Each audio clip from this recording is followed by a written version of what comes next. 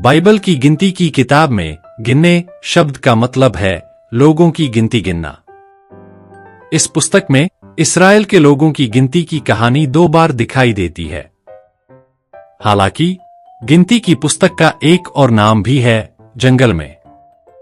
इसमें इस्राएलियों के जंगल में चलने और जंगल में उनके जीवन की कहानी है। जंगल में जीवन कैसा था? यह एक ऐसी जगह पर जीवन रहा होगा जहां पानी या भोजन नहीं था, जहां सब कुछ कमी थी और आराम से आराम करना मुश्किल था।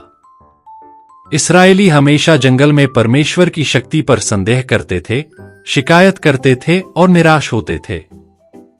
वे अक्सर कनान की भूमि पर जाने पर अविश्वास करते थे जिसकी परमेश्वर ने उनसे प्रतिज्ञा की थी, और वे बार बार असफल रहे। हालांकि इज़राइल के आसपास के अन्य देशों के लोगों के विचार इज़राइल की तुलना में थोड़े अलग थे। वे परमेश्वर से डरते थे। ऐसा इसलिए है क्योंकि परमेश्वर ने इस्राएल को मिस्र के महान राष्ट्र पर विजय प्राप्त करने, लाल सागर को पार करने और खाली जंगल में उन्हें खिलाने, कपड़े पहनने और सोने की अनुमति दी थी। जब उन्होंने यह कहानी सुनी तो वे इस्राएल से भी डर गए जो परमेश्वर के साथ था। विशेष रूप से मोआब नामक देश के राजा बालाक ने सोचा कि अगर वह इज़राइल से डटकर लड़े तो जीतने का कोई रास्ता नहीं है। इसलिए उन्होंने एक कायरतापूर्ण योजना बनाई। उस समय ऐसे लोग थे जिन्होंने लोगों को कोसना अपना व्यवसाय बना लिया था। उनमें से सबसे प्रसिद्ध बिलाम था, जिसने उसे इस्राएल को शाप देने के लिए कहा था। बालाक अपने सेवकों को बिलाम के पास भेजता है। उसने कई बार उससे कहा कि वह आकर इस्राएल को शाप दे क्योंकि वह उसे बहुत सारा सोना और चांदी देगा। बिलाम ने कई बार मना किया, लेकिन अंततः बालाक को देखने गया। बालाक और बिलाम उस छावनी के ऊपर पहाड़ पर चढ़ गए जहां इस्राएली इकट्ठे हुए थे। उन्होंने 7 वेदियां बनाई और उन पर 7 गायें और भेड़ें रखीं। अब बिलाम इस्राएल को देखकर और उन्हें शाप देकर अनगिनत मात्रा में चांदी और सोना प्राप्त कर सकता था। लेकिन कुछ अजीब हुआ। जब भी बिलाम इस्राएल को शाप देने का प्रयास करता है तो केवल इस्राएल को आशीष देने वाले शब्द ही बिलाम के मुंह से निकलते रहते हैं।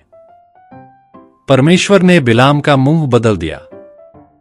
मोआब का राजा बालाक क्रोधित हुआ। इसलिए उसने दूसरे पहाड़ पर एक वेदी बनाई और बिलाम को फिर से शाप देने के लिए कहा। लेकिन वहां भी बिलाम इस्राएल को आशीर्वाद देता है और कहता है, मैं उन्हें शाप नहीं दे सकता जिन्हें परमेश्वर ने आशीष दी है। बालाक क्रोधित हो गया और उसने उसे इस्राएल को आशीर्वाद या शाप न देने के लिए कहा और बिलाम को दूर भेज दिया। गिनती हमें बिलाम की कहानी को 3 अध्यायों में क्यों बताती है? दोस्तों, ईश्वर को मानने वाले हमेशा ईश्वर के साथ होते हैं। इसलिए ऐसे समय आते हैं जब हम नहीं जानते कि परमेश्वर हमसे कितना प्रेम करता है या परमेश्वर कितनी ईमानदारी से हमारी रक्षा करता है। ठीक इस्राएलियों की तरह जंगल में रहने वाले इस्राएलियों ने सोचा कि उन्हें परमेश्वर ने त्याग दिया है। लेकिन बालाक और बिलाम की कहानी हमें बताती है परमेश्वर इस्राएल से कितना प्रेम करता है।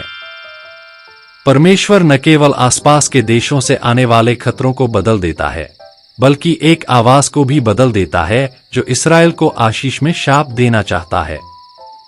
जब हम बिलाम की कहानी पढ़ते हैं तो मुझे आशा है कि हमारे हाय बाइबल मित्र हमेशा याद रखेंगे कि परमेश्वर हमारे साथ है और परमेश्वर हमारा मार्गदर्शक है।